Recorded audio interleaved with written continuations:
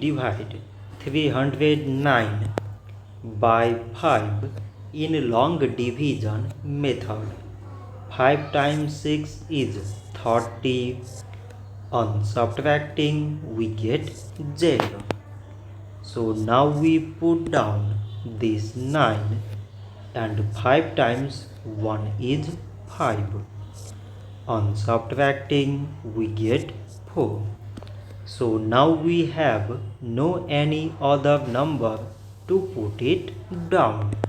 So we take here decimal so that we put 0. So it is 40 and 5 times 8 is 40. On subtracting we get 0.